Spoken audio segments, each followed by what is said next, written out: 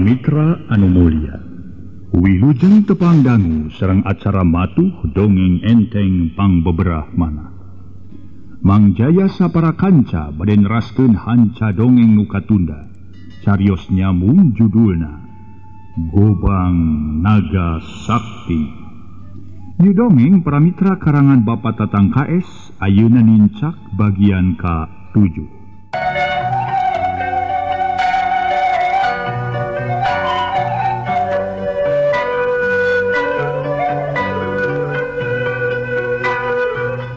Para mitra kaum dangu, sakumaha nu kauninga, harita si betok ngeukehan para wargi sadaya. Mari jenga dina kaayaan manehna, henteu amak haok polotot jiga nu sejen. Manehna ngolo-ngolo kanini inot sang kanini inot daek nerangkeun di mana ayana pedang naga sakti. Tapi para wargi sadaya nini inot memang menda manehna mah teu nyaho. Datang naman tili ka eta tempat teh teu ningali mawa pedang atawa mawa gobang. Ceuk paribasana teu mawa jarum potong-potong acan. Geus kitu mah para wargi si betok ngoloyong ka tepas bari ngiceupan bah rewok jeung lomri. Atuh para mitra duanana kaluar repok si betok tumanya ka bah rewok satengah haharewosan. Kitu geuning ceuk sini teh Abah. Tetep maneh nyebutkeun rumasa ngambihan gobang naga sakti cenah. Bari datang na ka dieu teu mawa naon-naon eta kumaha maksud Abah satuluyna? Si betok nanya kana pamadegan bah rewok guruna bari neuteub seukeut kana beungeut. Kudewe kadenge. Nini inot tetep nyebutkeun teu rumasa ngampihan atawa neuleug gobang. Ngan sok sieun dewek mah si Nini ngomong kitu sakadar alasan. Da eta meureun manglebarkeun ku perkara gobang. Teuing lamun kumanehna dijual. Sabab eta gobang lain sagobang-gobangna, lain gobang sama dengan gobang sejen. Beunang disebutkeun gobang ampuh, gobang pusaka. Disebut nage gobang naga sakti. 101 ge biheung aya nu boga gobang kitu. Lamun gobang biasa mah keur nahaon ku dewek dipikahayang bari diteteangan ti baheula keneh ka ribu-ribu awak deuleu. Tembal bah rewok dina nada-nada mah teu percaya kana caritaan Nini Inot. Nya tapi dah kitu cek sini ni mah tetep teu rumasa ngambihan cenah kitu. Teu rumasa incuna mau gobang ka dieu Abah. Si betok siga nu geus ponok harepan. Yen gobang moal bisa kapimilik ku guruna. Langgeus kitu mah bah rewok ngahulang taksiran keur mikir atawa nimang-nimang antara percaya jeung henteuna kana caritaan ti Nini Inot. Akhirna gerendeng bah rewok ngagerendeng jero dadana. Nanya kitu si Mantili datang ka dieu. Teu mawa naon-naon. Nah ukur alasan ngarasa lebar nyerenkeun gobang ka diri aing. Ari ku aing dipercaya sakumaha caritaan ti Nini Inot. Geus yakin si Mantili ku aing nyaeta si Mantili teh anakna si Ardasi. Samu kumaha katerangan si Galuma yen si Mantili kungsi ngudag-ngudag si Galuma. Teu sakumaha lilaku si Galuma dipaluruh tempat si Ardasi. Kapanggih pisan imah nangan gobang na weuh. Moal kusaha deui digubugna lain ku anakna mah. Ku si Mantili. Jadi kudu kumaha akana aing sangkan eta gobang bisa kapimilik kalawan si Mantilina bisa nerangkeun di mana disumbutkeunana. Yah. Eueuh di jalana lintang si Aki Ehon ku aing rek dibawa kalawan rek dipake jaminan. Lamun si Mantili teu daek nerangkeun perkara gobang, ku aing si Ehonna sila disiksa ku si Lomri atau ku si Darsim disiksa hareupeun si Mantili. Lamun manehna boga rasanya ka Aki Ehon pasti nerangkeun. Lintang kudu kitu aya mah akalna. Tuman lah. Kitu gerentes hate bah rewok make boga itikad rek nyiksa Aki Ehon sagala. Memang para wargi sadaya jelema geus dilimpudanna ku nafsu setan mah para wargi. Sifatna teh kitu we. Teu ningali saha kumaha kaayaan kolot Aki Ehon kumaha geus rempona. Malah make kulu rek nyiksa sagala. Moal tuh Bos, si betok nanya deui, "Aya kieu euy. Si Ehon, urang bawa ka ditu urang jonghokeun jeung si Mantili. Ku kitu ku kieu mah di mana geus adu hareupan jeung si Mantili. Sok keur bawa keuling betok." Tembal bah rewok. Si betok sawatara jongjongan mangahulang boga rasa teu tega. Rek mawa Aki Ehon anu sakitu geus rarempona. Bari si betok geus boga timburu pasti Aki Ehon bakal disiksa. Pok si betok nyarita deui. Kumaha lamun kieu teh bah, ieu mah gampang bawa ki ehon mah. Incuna heula gulik saku abah, ongkoan abah can mangjan incuna keur dikerem di kamar. Gampang bawa ki ehon mah da ngejak atuh. Jadi mana mantili tetap teu ngaku atawa teu daekeun nerangkeun. Yen eta gobang disungkutkeun ku manehanana tadi dina terserah kali kumaha abah. Cek si betok setengah ngawawadian kanu jadi guru. Sajabat kitu mawa ki ehon mah artina bah. Sabab ki ehon mah geus kurang leungeuh atuh sok saliwang dedengian. Kuturung lamun rek dibawa mah teu nini inot na we atuh tapi engke di mana mantili ditanya teh rek ngaku kitu sokna deui. Dua kali gawe. Mending ayeuna bawa sakalian. Keun ini entot bage. Heuh kita ngomong jeung aki-aki kitu padut mah. Sok kesah hate deh kudu cocorowokan wae deui. Koloyong bah rewok kacero bari dituturkeun ku si betok jeung si Lomri. Ini hari si mantili ka mana? Bah rewok pura-pura padahal geus nyaho mantili keur dikerem di imah si kalana. Nyaca ujang si nyai teh isuk-isuk can balik keneh. Nyarita mereka geuskeun ngore di kebon tapi wayah kieu can mol-mol geuning. Samalah tadi ge aya Jang Japar ka dieu nanyakeun si nyai kalawan kuning tina disusulan ku Jang Japar. Ini susulan eueuh nu disusulan lebeng kitu keneh mata pi kahariwangeun. Ieu ge angkanan marak diteang kuning ka kebon ngan kaburuk anjeunna anjeun ka dieu. Tembah nini inot kukeuh we sangkaan mah ni mantili teh ka kebon ngadon ngore. Dumeh tadi waktu mantili rek inditna teh nyaritakeun rek ngore deui. Padahal ni mantili ngabohong da eta lamun dicaritakeun rek ka imahna Japar mah moal diidinan. Bari maksud mantili mah rek ngayakinkeun nah hanya lainna anu maehan indungna teh bah rewok bapana Japar. Teu ka kebonnya. Nya ka kebon tapi wayah kieu can balik keneh ujang. Nah, maturang teang ka kebon jeung kuring ni. Nami atuh rek marangan mah ngan omat di mana geus tepung. Ulah dikerasan si nya. Nini inot sasaha heula. Moal atuh nini. Da kuring jalma atuh. Ceuk bah rewok. Aki ieu kami rek nyusulan heula si nyai ka kebon. Tapi ning wae budak teh meni matak pi ka balangeun. Nini inot bebeja heula ka aki ehon nu keur melenguk nunutan. Iya mah, ngerti suudon coba teu naon majarkeun keur nunutan betul teh. Aki ehon teu boleh saliwang kok si betok ngomong. Setengah haharewosan. Wah, artina bawa aki ehon mah geuning kitu. Boleh saliwang wae. Heuh. Aki-aki teu rakaeun deui. Kami rek nyusulan si nyai ka kebon. Inot nyarita tari. Oh, mun tidak tadi atuh ngomong rek nyusulan si nyai gitu. Lain nyangka kami keur nunutan. Dung kali tuh heula susulan hariwang. Mangga geus ndak kabur itu teh. Aki ehon midinan. Kunyang nini inot nangtung nokot heula baju dina tambang sasampayan rap dipake.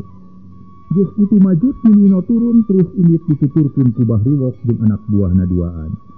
Tanggeus rada jauh si imahna kerewak leungeun nini inot dicekelan. Terus dituntun ku Lomri dibawa ka jalan mabal ka sawah. Atuh nini inot ngarasa ruas campur kaget. Mereka mana itu los-los ka sawah segala ujang. Da kebon ini mah itu dilebak barina oge. Cek nini inot bari meroud para mitra. Da sok tuturkeun tong loba omong teuing lah barina ge. Cek Lomri bari setengah ngenyang leungeun nini inot. Meh-mehan rek ditotolonjong ari katamah-tamah ku bah rewok diseredkeun bobokong. Mangkalahanan atuh ulah ngajang kieu kumaha lamun sedih lah aku ke. Nini inot timbul asa tegararna hate. Tapi Lomri teu nolih ka jiwa nini terus setengah ngagugusur nini inot. Waktu nini inot keur dikakenyang leungeunna ku Lomri, di belah wetan saurang budak bujang keur ngarit sisi galengan sawah. Manehna ningalieun nini inot siga setengah digugusur. Gerendeng budak bujang nu keur ngarit teh ngagerendeng. Bari nyang nangtung. Nah itu siga nini inot ngadon di bedol leungeunna kunaon teh nini? Bawa-bawa dibawa ku rampok. Tapi aki ehon mah teu katingali dibawa, cuma ngerti teang ka imahna. Lamun aya aki ehon rek ditanyakeun. Kitu gerentesna kate eta budak bujang. Kana tolomong nu diusi ku jukut kitu ge acan pinuh terus ini setengah lulumpatan rek ngabejaan aki ehon. Da puguh di tempat ngarit ka imahna aki ehon teh teu sabaraha jauh. Atuh budak bujang geus tepi kabeneran aki ehon keur ngajejentul diuk dina golodon. Kok eta budak bujang nanyakeun, "Ki, ari sini ni rek ka mana ki?" Kok narada tarik sabab geus apaleun aki ehon teh kurang reungeun. Hari nyarita dah marek nusulan si Nyai cenah euy. Euy incu aki ka kebon. Sabab diisuk-isuk can balik ni ari kitu kumaha euy. Temal aki ehon malah malik nanya bari neuteub kana beungeut budak bujang. Nya rek ka kebon digugusur leungeunna ku saurang lalaki bari diringkeun ku duaan. Ieu katingali ku kuring basa keur ngarit. Hah? Panglenge sih digugusur ha? Aki ehon semureuwas. Nya katingali pisan ku kuring digugusur sama lakum saurang deui mah dijongklok-jongklokeun ti tukang. Eta tadi ajal mah ka dieu ki. Memang aya tiluan maksudna mah nanyakeun si Nyai. Ngamuing palang siang rek disariksa sini teh euy uhet. Aduh. Palawah mana bieu kadeuleuk ku ilaing teh euy di sini ni digusur teh euy. Di ditu di sawah can sabaraha jauh ti dieu ki. Cina mah tuh dewe kurang barengan. Bukan can jauh, sok sieun nyawe disiksa euy beulak. Buruan tuh ki bisi kabur jauh manten. Heueuh mangkena dewe rek nyokot heula bedog sia di bangkeng. Aki ehon tatan-tatan nyokot heula bedog di kamarna. Reketek tali sarangka bedog ditalikeun kana cangkeng. Geus kitu mah teu loba anu dipikir deui terus init dibarengan ku budak bujang katelah unen. Sedengkeun kolomong deuleuh si kucukut meunang ngaricul ditinggalkeun dina golodong imah aki ehon. Ditersakeun ku waktu harita aki ehon ngadak-ngadak leumpang ngacangker samalah unen katingalieun gancang. Harita aki ehon sajroning keur leumpang teh bibirna geger nyeman taksiran keur babacaan. Kamana kitu jalan unen? Tadi ieu kalebak ki mau pae galengan. Tah kaprabadinya tadi teh. Da jelas pisan atuh kuring mah apal keneh atuh. Heuh. Nama atuh silaing deui lah unen. Mun teh dewek mah teu apal kamana-kamana losna. Aki ehon ngaraneg. Hileng unen loncat kalebak dituturkeun ku aki ehon mapai galengan sawah. Leumpang tinggal di gerusuhan samalah mah nya oge. Kasebut budak bujang kuat talanyang tolonyong leumpangna dina galengan sawah. Tongkohan ku aki ehon dititah gagancangan. Akhirna kalacat rumah ka pasir palebasi si kebon awi reg unen ngaraneg. Sarta ngabejakeun aki ehon bari kutunjuk. Kitu buntu sini keur bedol leungeunna. Mana? Itu. Oh, itu di sini di bawah doa gitu. Di bawah kamar. Nanya sugan jalma jahat sama unen euy. Terus aki ehon ujug-ujug nafsu we para mitra. Bari pemikirkeun kana pi akibateunana terjeg lumpat meni norolong tu beda tipuyuh. Ari unen harita ngadon nyempod ka sisi tampian. Manehna teu waniun rek nuturkeun aki ehon ari katamah-tamah. Para mitra sadaya. Harita unen geus apalun anu ngiringkeun ino teh bahrewo, jalma garang nu dipikagis ku balarea. Tapi keur aki ehon sigana teh serisi tujinir. Nya ge waruga geus ngedekapikeun da nya kitu sipating jalma. Lamun geus kaancikan ku hawa nafsu tara mikirkeun kana itu ieu, komo dibarengan ku pangajak setan. Tangis dekut teu tatapasini deui, tapi tanya heula ujung-ujung turug leungeun ingot dikenyang ti gigil. Puguh sakedapan mah lomri kaget pok nanya meniki pupun keren. Ngaso heula para mitra sadaya ngaso.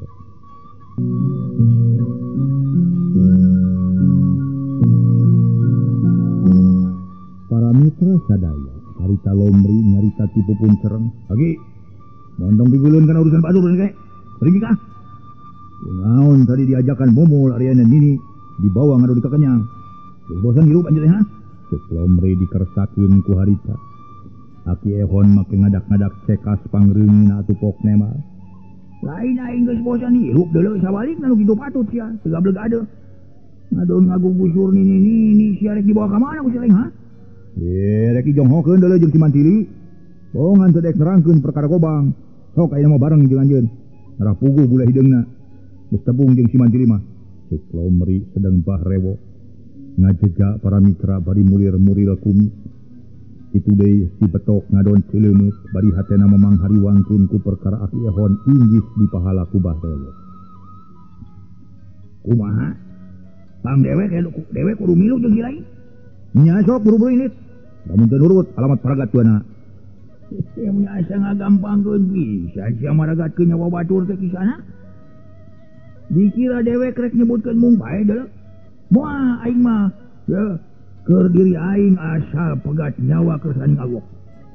Ari kudu paragat nyawa dihaja ku manusia deui make heulaan andeuleu aing ge. Sameme paragat nyawa yang hayonan heula sia kan rek maragatkeun nyawa aing deuleu. Cek aki ehon teu sangka aki-aki gede hate ngadon rek ngajak tarung kanu ngora. Butuh ku nyawa butuh ku gobang anjing aki. Ku nyawa butuh ku gobang teu butuh sabab dewek mah teu rumasa ngampian gobang. Teu rumasa kapihan gobang ku incu dewek teu. Anak serupa kitu mah tetela kerjaannya geus bosan hirupnya. Nah, make ngomong gitu sia. Soal hirup mah diatur ku pangeran sia. Usur gadinya lomri mentong ngalobakeun ting bacot pilagi aki-aki 7 mulut lah. Aki-aki segede beunceuk teu kitu babetkeun saja kalebak tuan. Modarnya modar lah. Cek bah rewok bari murir-murir kumi. Aki, rek marengan sini aki atuh ha?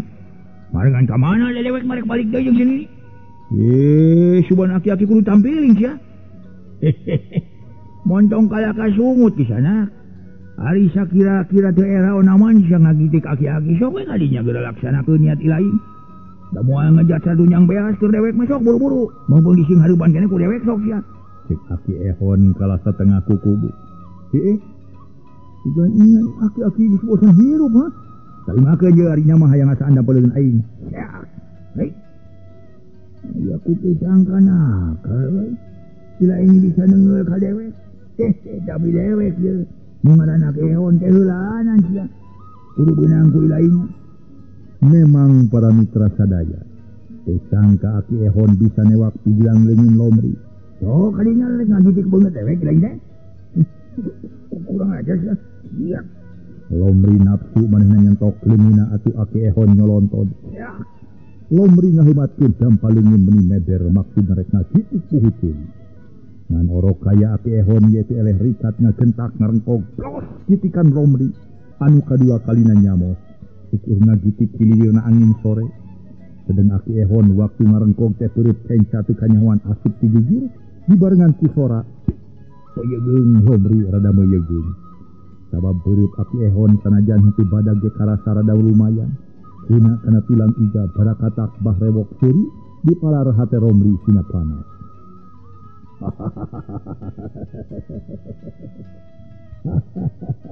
Gablek ka era sia lomri. Kagitu perut aki-aki lagu wamin make ngarungge. Dengan haon sia ngabubung bedog ari sakalaki pake gagante cangkeng mele. Babet tumbuh kari durudu. Gablek ke nyosia. Bah rewok mahatean. Ati lomri ngarasa panas jeung era kini jadi guru. Serepet ngalugas bedog. Harita ratuning inot ngalenyapkan sangenyang leungeun aki ehon salakina inggih silaka. Aki mah geus dalam ulah dilawanan. Teu urang-urang balik deui banget aki mah. Ini inot ngagegeg ngajakan balik. Ngaja dong sia inot. Keun hayang nyaho ku aing rek ising hareupan manusia kitu patut. Mengasah ka tidak-tidak teuing ngabongkeun ka aki-aki. Hayo sia lasun ari sakira ngarasa uyang mah. Rag-rag ku bantar aki-aki da leuh. Aki ehon teu beunang di halangan malah ning inot setengah digegeuweung ka jujur. Serepet aki ehon ngalugas bedog nu panjang ukur satiku. Sok maju sia lasun. Aki ehon ku kubuk para mitra bari ngulingkeun bedog. Atuh si betok olohok mata sineupun teu sangka. Aki ehon gede wawanen jeung pinter dina ngulingkeun bedog. Ati santeuna para mitra kolot zaman baheula teh. Santeuna loba pangalaman legok tapak genteng kade. Bolos strong nage kolot zaman baheula santeuna para mitra sadaya dilengkepan ku ilmu anu mastagi. Ku ngadengina kekecapan kitu ti aki ehon keur lomri asa tambah panas. Teuing lintat ka hareup kalawan teu sabar harita para mitra nyabetkeun bedog. Para wargi kaum damai, harita memang para mitra sadaya. Di lomri para mitra sadaya meujung ngakuak sagala. Ngakuak maksudna para mitra ngentarkeun musuh. Sangkan aki ehon gentar hatena ngentarkeun musuh. Tapi para mitra sadaya aki ehon bisa nagas serangan-serangan ti lomri. Aki ehon lincahna keur ngalugat legetkeun awakna bari bedog dipake nadahan bedog ti pihak lawan. Bedog lomri ngebuk jahana. Rek muar suku aki ehon. Harita beleur aki ehon ngajauh. Bari kituna teh bedog ngolebat ti jujur dikepangkeun rek mapas takta. Ngan orok kaya lomri ge teu malarat ku pangabisa. Teu sepi ku pangarti para mitra diwuwuh. Gede tanaga harita rek dipapas takta teh gentak ngareuneuh. Terus ngejat kasisi bedog aki ehon dibanting. Kunyai bigil kembang sini. Ehon napak deui kana taneuh kalawan kesit malih. Turuntul Lomri nyuruntul songo bedog nyolot ros kahari. Rek mirip beuteung Aki Ehon. Harita kilek Aki Ehon katingalina asa beuki cingcing leuwih ati-ati. Sabab geus kauji kakesitan jadi lawan. Harita rek disuduk beuteungna Aki Ehon teh rikat ngejat. Kasisi bareng jeung kitu bedogna teu antepan ting kolebat di sisi tu bijir. Ampir-ampiran Lomri kabeunangan.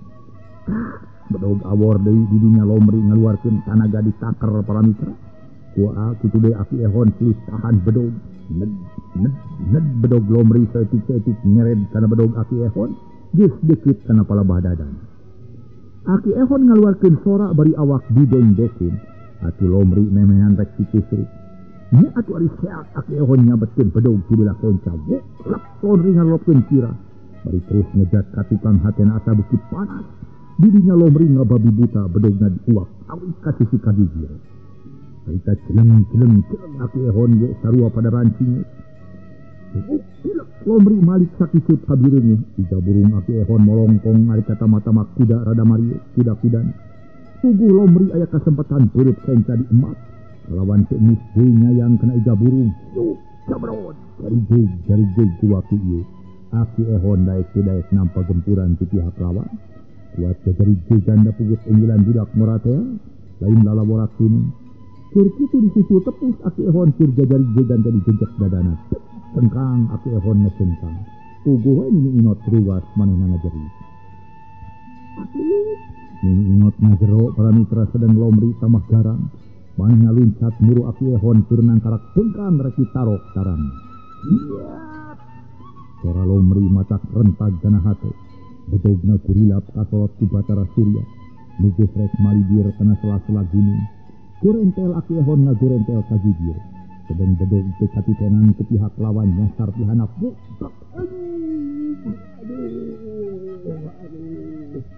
Lomri ngagua kabeunangan bitisna. Berbei getih ngaberbei korejat Aki Ehon ngorejat teuing. Tapi sakitu mah Lomri kabilang tahan teu kungsi ngebeser. Ngan malik maksud-maksudna marek males. Dikareret mulai dibalesna geus nyampak tukannya. Harita teplek. Lomri dua kali ngagoak bari awakna melenting. Sabab disabet bobokongna cilak. Lomri bisa kena hojah ngabetkeun bedog. Ngan oro kaya para mitra. Kabantu manehna geus dua kali kabeunangan dina nyabetkeun bedogna. Teu puguh sasaran rada ngoleweng. Atuh Aki Ehon sigan entengina keur ngarilik bareng jeung kitu songo bedog Aki Ehon ngelosos ti bijir. Lomri ngoceak matak tentar ngaringi. Solontod Lomri salantad solontod bari leungeun kenca nungkupan kekempleng. Akhirna Lomri ribu. Bareng jeung hidup pulukna para mitra ngajuprakna bedog murah. Geus kitu mah Lomri teu mangapuya. Kastoran ku wawanuna Aki Ehon. Teu matak aneh lamun segbah rewok julurna ngarasap panas. Ningali jadi anak buah bobor karahayuan cacak ngayonan aki-aki. Di dasar eta bah rewok awong-awongan ku kudu. Sedang si betok kanca ngagusur Lomri di bawah kasisi. Ehon. Jira keterukeun ilmu panemu jampun pamake silain. Jira kemumpun pangadisa silain. Jira keterukeun kabeh wewesen. Hayo dengai murang ngadu kekuatan ngadu kekecilan. Ngadu kakesitan maju sia-sia cirbang negero. Sok maju dengai. Hilang silih kekel sabuk hilang satu. Hayang nyaho nepi ka mana kuaing dicoba dilaki-laki ngadu-laki. Sesbah rewok basa-basana kasar gariha ora kadia gelapna celebet. Memang kubatur mah para mitra bah rewok dipika gigis dipika seran. Sabab geus kanyahoan kagerangan jeung panartina bah rewok. Lain lalaborakeun, lain lawanin ata-ata. Tapi Aki Ehon siganang teu gedag guru salamar. Coba teu ungut kalinuan teu gedag kaanginan para mitra. Bisaksana jang kutangtungan bah rewok anu jangkung badan. Maneh namah para mitra tetep wani. Becek pamikiran sokajang jangkung moa di parajuan. Wani celeng harupan kalawan memar. Sedeng para wargi Nini Inot geus teu puguh rarasaan. Lantaran sakujur awakna ngabeg-beg kawas mimirisan. Ningali kaayang salakina urek taring jeung si Bardawi alias para mitra si rewok. Anu memang kasohor jelema telenet anu teu aya ras-rasan pisan eueuh rasa pri kamanusiaan. Henteu heula para mitra kumaha ieu tarungna antawis Aki Ehon sareng Si Bardawi. Mangga para mitra sadaya sakiasan dilajengkeun bade ngaso heula. Ngaso.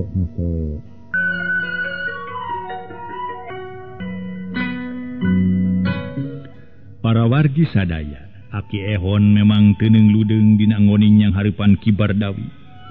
Sedengkeun para mitra Ki Bardawi tadi ge disebatkeun hiji dedengkot anu memang para mitra sadaya teu aya rasa pri kamanusiaan sok sanajan nu kumaha kumanehna para mitra sadaya lamun perlu dipodaran. Dor sia Bardawi, dikira aing rek jajeri ku pati gitu. Rek keung ning hareupan si lain. Diri aing mah eueuh kabar atuh eueuh kamalang deuleu sia.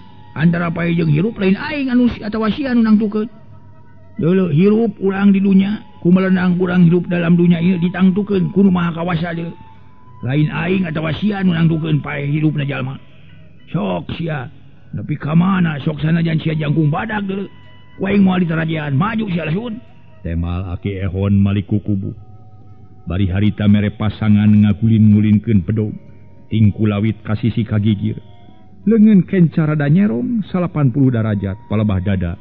Congo bedog ditangeui ku dampaleungeun kenca kuda-kuda tambleg. Suku kenca nyolodor ka hareup suku katuhu. Ti tukang mere pasangan digerak lodayana gog teh. Puguh amarah Bahrewok ngagedur. Nafsu teu kabendungan celeng luncat nyerang Aki Ehon. Bari bedog disebut sileu nyai nyebuk ti direk ngandungel jangga. Wah, sia rasakeun. Wing lep puri nyai. Puri nyai. Aki Ehon rikat ngareundeuk bari nadah bedog pihak lawan. Dua serangan bisa katadah. Yuk bedog Aki Ehon males rek nguar cangkeng. Cilek celeng trak bedog Aki Ehon dibanting ku bedog Bahrewok. Koleweng bedog Aki Ehon rada ngoleweng. Da puguh eleh tanaga para mitra sadaya. Iat modar sia. Brek Aki Ehon depak dina gerak buaya nyangsar. Bedognya sarek nyacar suku pihak lawan. Da puguh Bahrewok kasebut ruruntuk jawara sakilat ngajauh. Cedak tak Aki Ehon kabeunangan dijajak. Atuh Aki Ehon rada ngajari jeug. Yuk trak para mitra. Bedog sababaraha kali ting beletrak ting burinya. Bahrewok katingalina asa tamah garang sigana teges teu mikirkeun ka aki-aki. Harita Aki Ehon meh-mehan kawalahan ku serangan Bahrewok anu sakitu cukup kesitu. Harita para mitra sadaya nyerang deui. Ditadah ku bedog Aki Ehon malah ngabeletrak teh bletok bedog Aki Ehon potong jadi dua. Bara katak Bahrewok seuri sabab katingali bedog Aki Ehon kari sapotong katamah-tamah Aki Ehon siga nu ngarayu. Nah, sia jiga make ngaheungeu aki-aki bau lok-lok bau bungaok. Hayo ga kaluarkeun ilmu batin sia Ehon. Sok keterukeun ilmu panemu campe pamake deuleu. Bari sakaligus ayeuna keneh sia sasamat ka karuhun-karuhun sia geuda samat. Lantaran sakedeung deui ku aing bakal dikirimkeun ka neraka deuleu. Ayeuna keur dewek moal ngagunakeun pakarang sawa pakarang selain kari sautan. Lung bedog Bahrewok dialungkeun ka gigir si betok nu keur nungguan lomri. Geus ngabanusan kitu deui si bedog Aki Ehon nu kari sapotong dibabetkeun. Dirinya Aki Ehon nemongkeun gerak jurus-jurus pamacan. Kitu Bahrewok nemongkeun gerak pamonyet panon runut rinat semugiras. Sok kira tarimakeun sia ku tulang beung sia Bardawi. Aki Ehon kakara ngaluarkeun elmuna.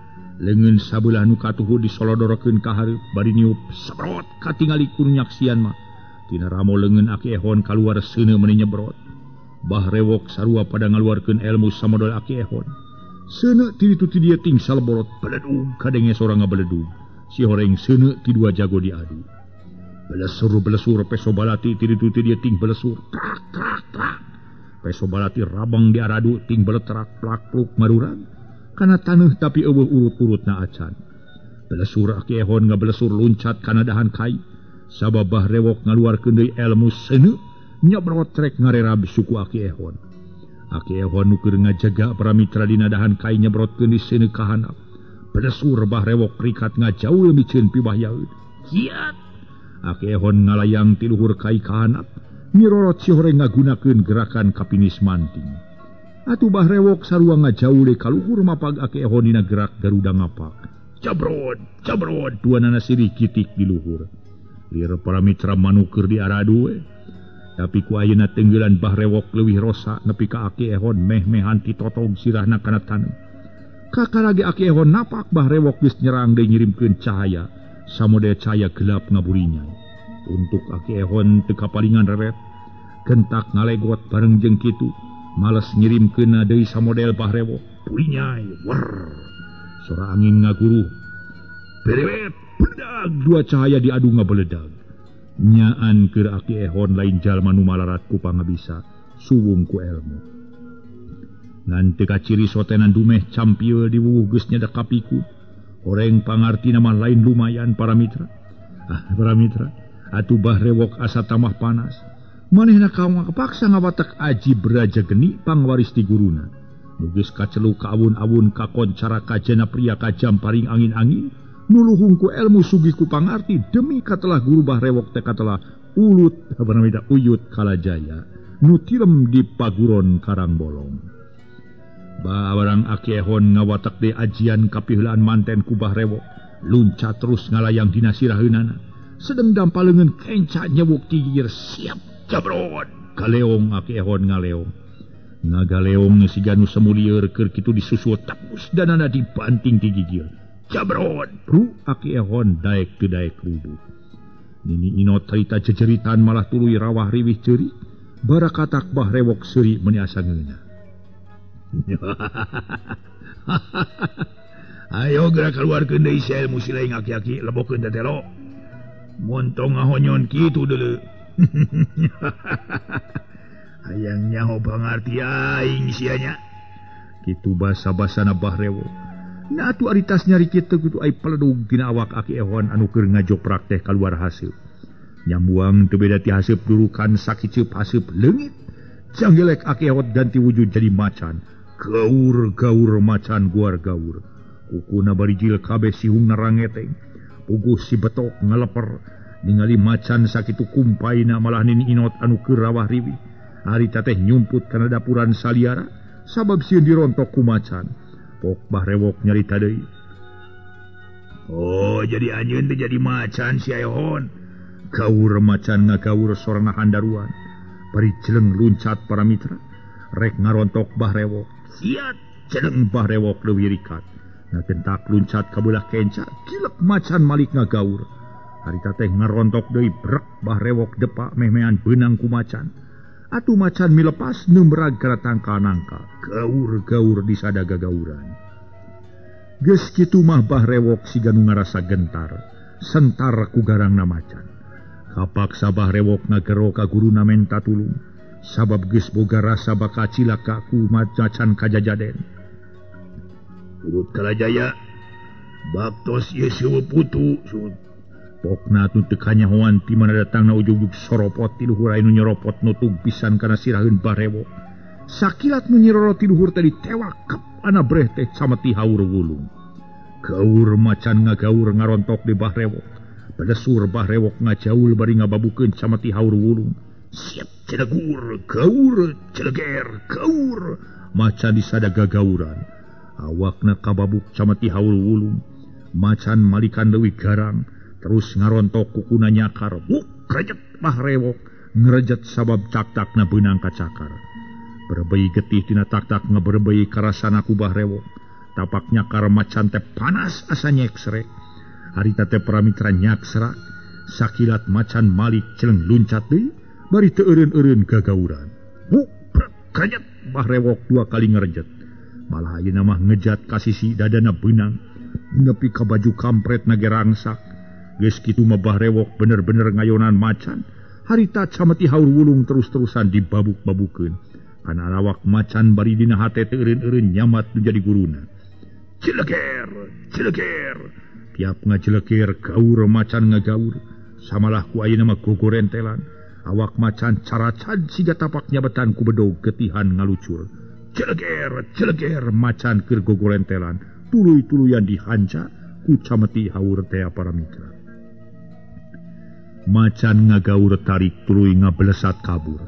Taksiran lamun di jelema mah geus teu kuat nahan ka nyeri. Sakiceup les macan ngiles duka terus ka mana maburna.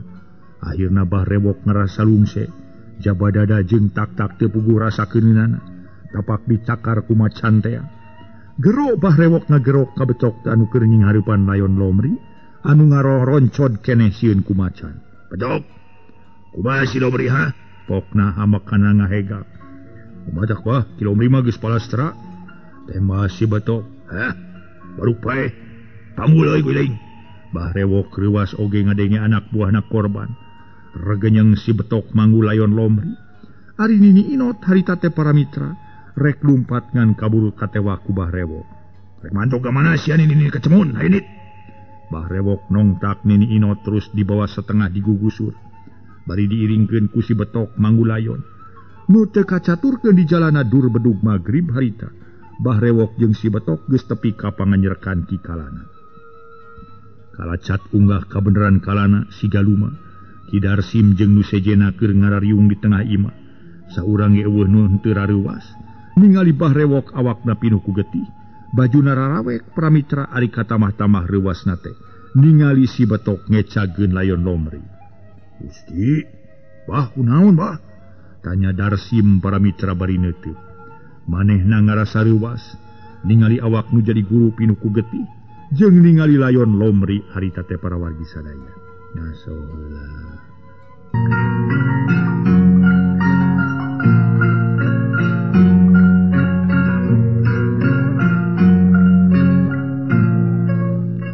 Para wargi sadaya, harita Ki Bardawi barang ditanya ku Darsim, ngeunaan kaayan kieu tuluy nyarita. "Panto geruy, lain kuna naon ieu dicakar ku ucing deuleu." Tembal bah rewok majarkeun teh dicakar ku ucing. "Cing buka kunci panto euy Darsim," pokna deui. Kojengkang Darsim ngalengkah ngalaan kunci panto. Sanggeus dibuka solontod gedeburu Nini Inot rubuh sabab dijongklokeun ku bah rewok. Samalah Nini Inot ngarontok mantili nu masih keneh kabulen ku heurap can aya nu muka. Cepret panto kamar dikoncikeun deui. Harita bah rewok ka dapur menta cai haneut ka anak buahna. Tuluy mersihan nu cacad tapak kuku macan ku cai haneut. Sedeng si Odoy anak buahna keneh bah rewok mangalakeun daun babadotan. Kalawan dihirius make harimumu. Sanggeus lembut plok ditaplokeun ka nu cacad. Puguh bah rewok ngagurubug taksiran ka rasa peuri. Geus diubar mah para mitra koloyong ka tengah imah, nyampeurkeun ka anak buahna nu keur ngariung mayit Lomri. Harita bah rewok cana acan dungang dongeng naon-naon ngajemprak we ngareureukeun ka cape. Sanggeus cukup lila, reureuhna ka karabah rewok nyarita ka hareupeun anak buahna 7 urang. "Daina kieu euy, wayahna peuting ieu keneh mayit si Lomri kalubur. Montok diisukeun sababisi kanyawan ku batur. Didinya di bibir imah we euy. Keneh teu dimandian teu dibungkus ge dawe bahanna. Meuli ka mana meulina wayah kieu deuleu ka hiji eta.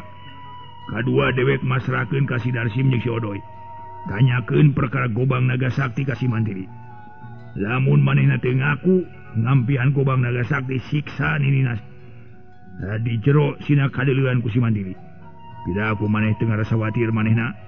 Kun kadinina, lamun daek nerangkeun perkara Gobang di mana disumputkeunana netelakeun si Mantili boga rasa karunya ka ninina. Dewek ain rek balik heula bisi pamajikan dewek arep-arepeun. Kajeun isukan isuk-isuk dewek ka dieu. Sakitu amanat para mitra Abah Rewok alias Ki Bardawi ka Darsim jeung Odoy. "Kade euy, sing meunang dipercaya iku dewek euy. Atuh si kalana jeung nu sejen nguruskeun mayit kubur dina peuting keneh." Bah Rewok amanat anak buahna kalawan teu lila terus balik dijajabkeun ku Galuma. Harita sadatangna ka imah Bah Rewok teu kungsi obrol-obrol naon-naon kanu jadi pamajikan. Samalah kajapar ge teu nanyakeun terus we ngampih ka kamar taksiran ngarasa lungse tur capek. Malikan kana kaayaan Nini Inot anu geus pajonghok jeung Mantili. Harita Nini Inot ngagukuk ceurik kitu de Mantili heuleut setengah jam ti sadas Bah Rewok balik. Trojo Darsim jeung Odoy arasup ka kamar rek ngalaksanakeun pancen. Tinu jadi guru nanyakeun perkara Gobang ka Mantili. "Mantili, anjeun nyaah henteu kanu jadi nini ha? Lamun anjeun bener-bener nyaah kanu jadi nini cing pok atuh geura caritakeun. Di mana Gobang Naga Sakti disumputkeun ku anjeun teh atuh? Geus kanyahoan anjeun teh anakna Ki Ardasik atuh. Lamun anjeun daek nerangkeun kalawan eta gobang karawatan ku guru kaula, kana pasti anjeun antara anjeun nu jadi nini salamet malah bisa balik deui peuting ieu keneh. Sanajan anjeun mungkir oge ngampihan eta gobang moal bisa mungkir. 1000 kali mungkir moal dipercaya, sabab ceuk nini anjeun nya cenah anjeun teh mau gobang. Ceuk Mardasi ceuk Darsim Paramitra nyelok padahal nini Inot mah teu nyarita kitu. Ngan eta mah akal manehna we sangkan mantili ngaku. Pok nini Inot nyarita bari murag-muragkeun cimata. Bohong ketang Nyai ulah diandal. Nini mah teu rumasa nyarita kitu Nyai. Samalah tadi ge geus dicaritakeun ka hareupeun si Rewok bapana si Japar. Nini mah teu neuleuh-neuleuh acan rupana gobang samalah ku nini dicaritakeun. Waktu Nyai datang kalawan terus dirawatan ku nini jeung ku si Aki. Teu mawa jarum potong-potong acan apaan harita teh. Ceuk nini Inot tetep mungkir da memang nya. Mantili ti barang nyeruk di nini Inot ge teu mawa naon-naon. Hari ayeuna nyarita kitu sia nini. Tapi tadi nyarita kanu jadi guru kuring ngaku yen nya mantili mau gobang naga sakti nu bapana. Bari eta gobang teh lamun hade dicaritakeun mah boga guru kuring. Ngan baheula leungit ditatar kontrak Ciapati. 1000 kali mungkir ge. Moal bisa deuleu atuh. 1000 kali mungkir ge rek mungkir kumaha sawo batur kuring kungsi diberi ku si mantili. Geus jauh batur kuring unggah ka saung Ki Ardasi kalawan dikotek tak gobang geus eueuh. Anu geus moal henteu terus dibawa ku si mantili. Sabab eueuh deui manusa nu ngakukeun anakna Ardasi kelintang ti mantili. Nu matak sok geura caritakeun di mana disebutkeun eta gobang sakti. Aku maneh teh deuleu. Lamun maneh teu daek nerangkeun perkara eta gobang, pilih hiji di antara dua kecap. Nah mending masrahkeun atau mending disiksa jeung nini maneh deuleu. Samalah parentah ti guru urang mah lamun teu daek masrahkeun dina peuting ieu keneh, maneh diparagatkeun nyawana deuleu. Sok geura pilih-pilih atuh mantili kumaneh. Darsim mah keukeuh nitah ngaku ka mantili. Kaula boro-boro kangapihan eta gobang. Malah teu nyaho-nyaho acan jenatna nu jadi bapa ngabogaan gobang. Nah anjeun aya ku bawel-bawel teuing sakitu geus dicaritakeun. Kudu jadi nini kaula yen kaula mati saprak nyiruruk anu jadi nini. Teu mawa jarum potong-potong acan apa. Temal mantili tetep Paramitra. Teu daek nerangkeun yen gobang mah dibawa ku mantala lanceukna. Sigana teh kajenting paeh tibatan ngabejakeun gobang dibawa kudu jadi lanceukna. Salse Paramitra ngaso heula ngaso.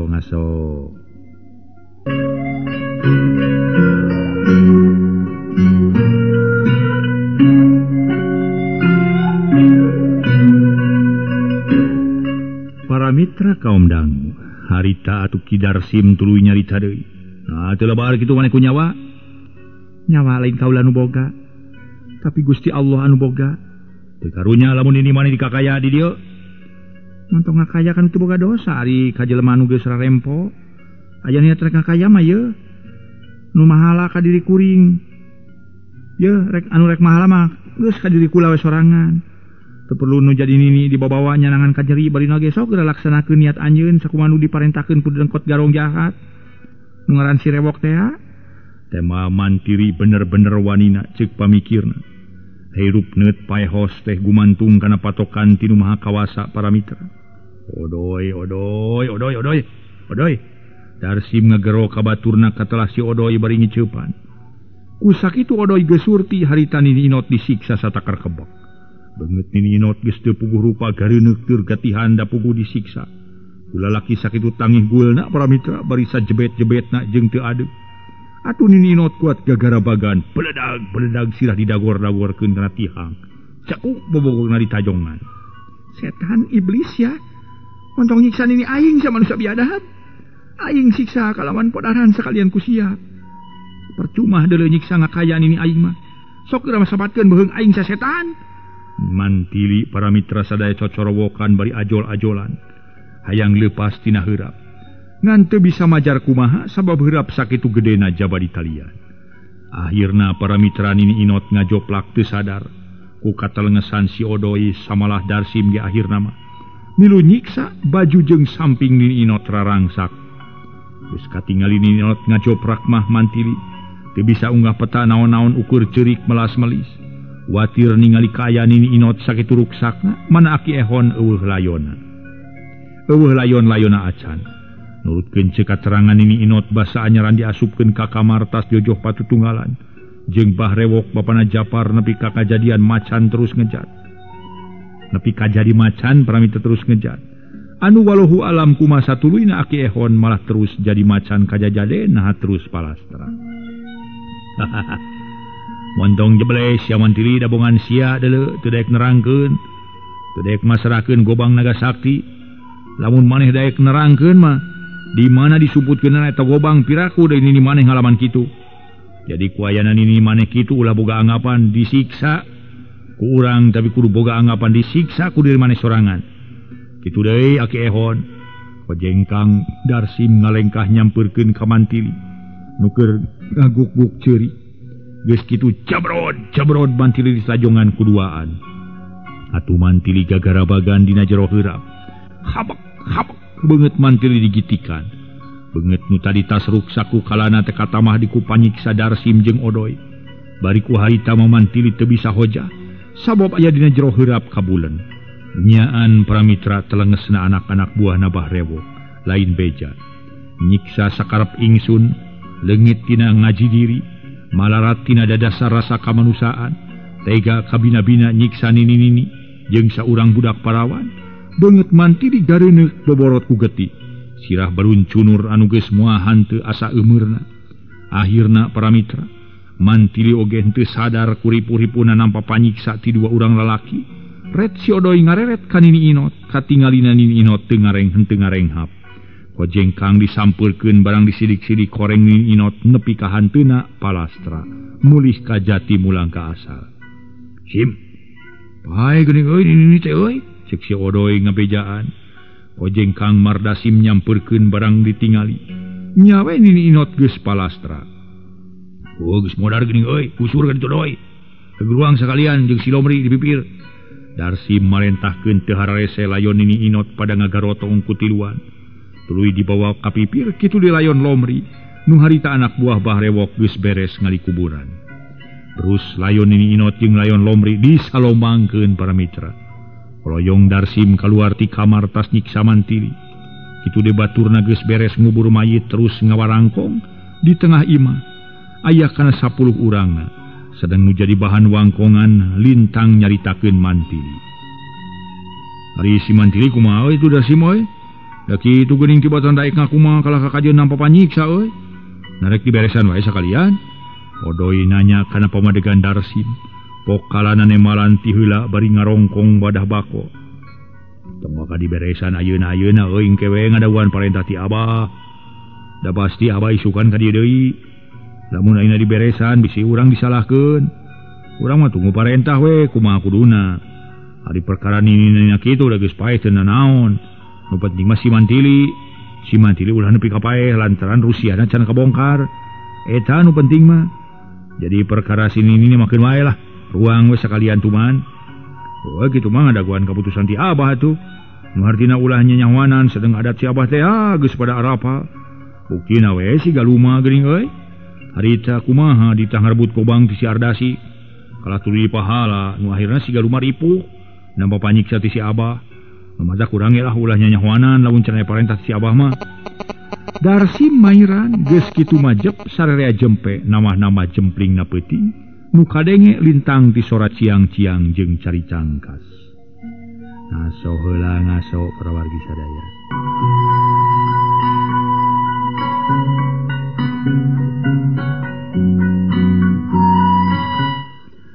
Para wargi sadaya, harita waktu anak buah Bah Rewok keur ngobrolkeun.